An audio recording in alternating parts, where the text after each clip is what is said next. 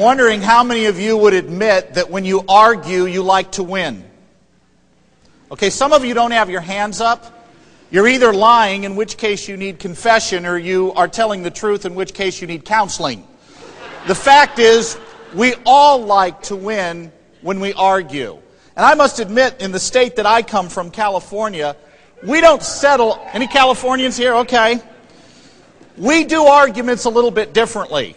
In California, whoever's the funniest wins the argument, and we proved that in our last gubernatorial election.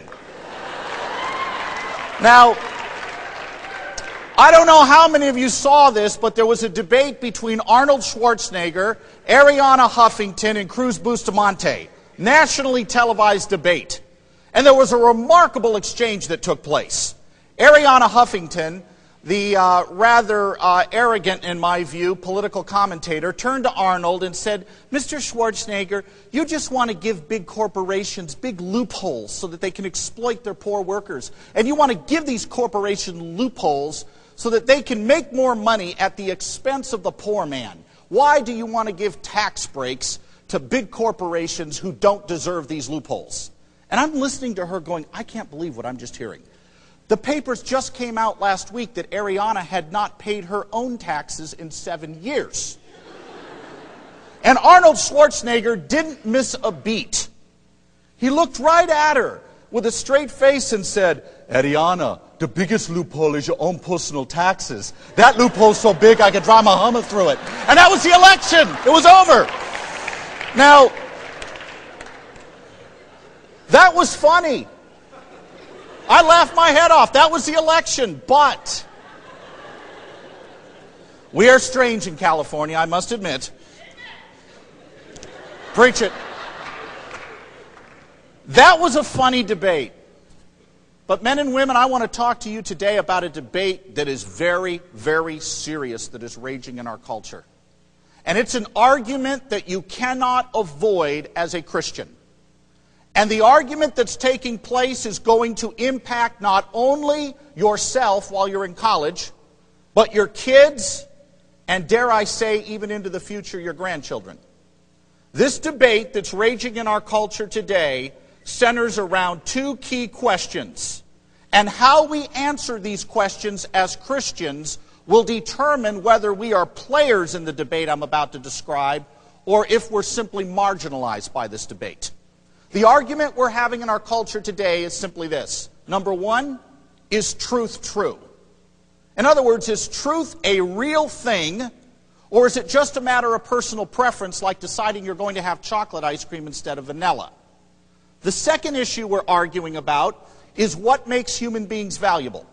Are human beings valuable in virtue of the kind of thing they are, creatures made in God's image, or are they only instrumentally valuable, meaning they're only valuable for what they can do functionally?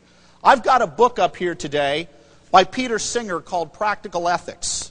I don't know how many of you have heard of Dr. Singer. He teaches at Princeton University. He's the chair of bioethics there. And Dr. Singer argues in this book, which you can pick up at any Borders bookstore anywhere in this state or in the country, he argues in this book that no newborn should be considered a person until 30 days after birth, and that disabled infants can be ethically killed on the spot by the attending physician.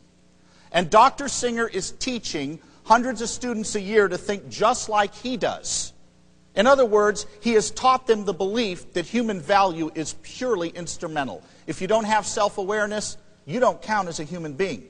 And large numbers of people are buying into him. But we've got a second problem. Not only are people confused about what makes humans valuable, people are confused about whether there is truth that can be known on any subject, and especially a moral one. There is a great degree of moral skepticism, a belief that says, look, if something is moral, it's simply a personal opinion.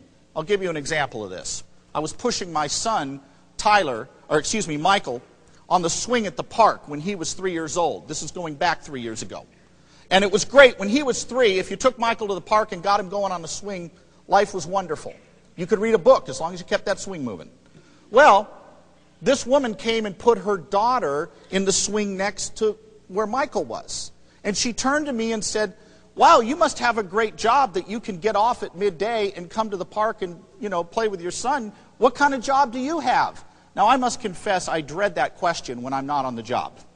And I usually give my cop-out answer. I say, well, I do lectures in bioethics. 9 times out of 10, nobody's going to ask me what that is.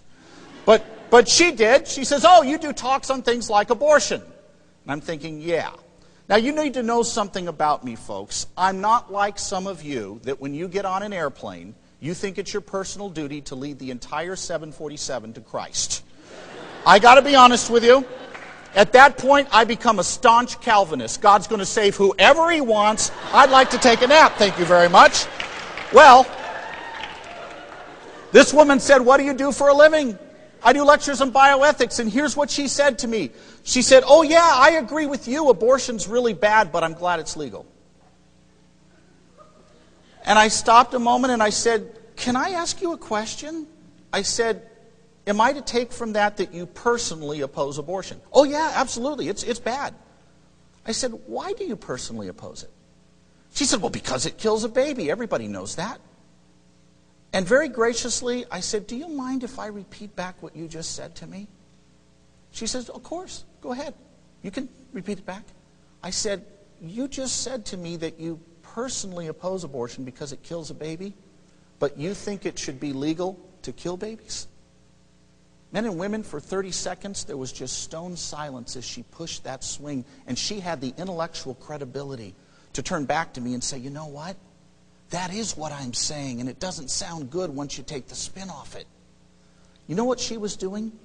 She had taken an issue like abortion and removed it from being a moral issue to a personal preference issue like choosing a flavor of ice cream. And until someone clarified that for her, she just thought abortion was one of many opinions. That's the kind of culture we're in. And today I want to talk about how do we as Christians bring moral clarity to an issue like abortion, and even to issues like embryonic stem cell research and cloning, which apply morally the same way as abortion does. How do we bring moral clarity to those issues so that we can be effective witnesses for Christ in the culture? And I will tell you, simply citing Bible verses isn't going to do the trick for us. I hold a very high view of Scripture, make no mistake about it.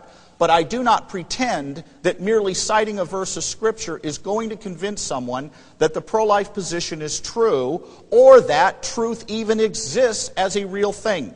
We may have to engage, as Robert George points out, we may have to engage the culture on its own terms first before we bring in our theology. And today I want to talk about how do we clarify, how do we bring moral clarity to an issue like abortion with people who don't share our worldview, like that woman on the swing, who thinks of truth and morality like she does ice cream? How do we bring moral clarity to that kind of culture? And I want to suggest to you, we need to do 3 things. Number 1, we need to ask the question, what is the unborn? Very straightforward question, but you'd be shocked how little it's asked. Secondly, we need to ask the question, what makes human beings valuable in the first place? Are they valuable for what they are intrinsically, or are humans only valuable because of some acquired property?